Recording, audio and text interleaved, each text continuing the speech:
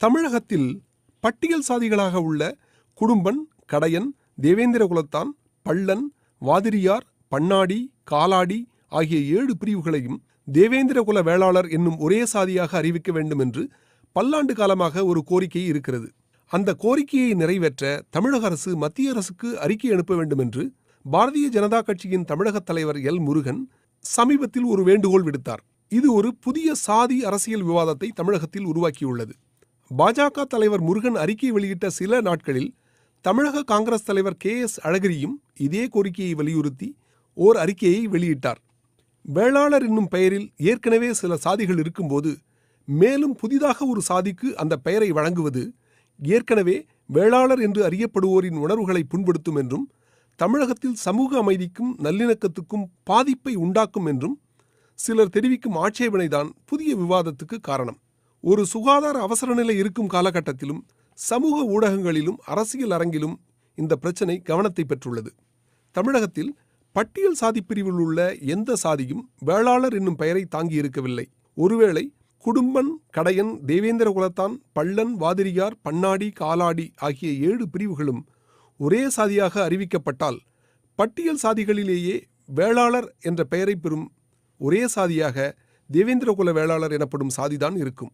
தமிழகத்தில் தற்போது தங்களது சாதியின் பெயரில் வேளாளர் என்னும் பெயரை கொண்டுள்ள சாதிகள் அனைத்துமே பிற்படுத்தப்பட்ட சாதிகள் அல்லது மிகவும் பிற்படுத்தப்பட்ட சாதிகளின் பட்டியலிலேயே உள்ளன.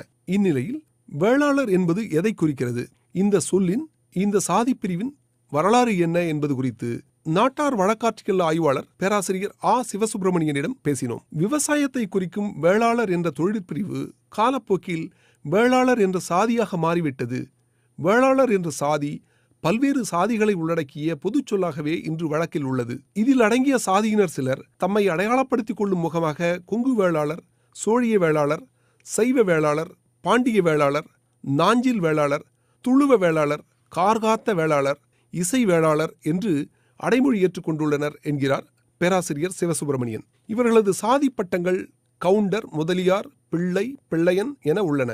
அட்டவணையில் இடம்பெற்றுள்ள பள்ளர் என்ற சாதியினை குறிக்கும் சொற்களில் ஒன்று தேவேந்திர குல வேளாளர் என்பதாகும். இவர்கள் வேளாண்மையில் ஈடுபட்டவர்கள். இன்று போல ஒரு குறிப்பிட்ட சாதியை குறிக்கும் சொல்லாக வேளாளர் என்ற சொல் தொடக்கத்தில் வழக்கில் இல்லை.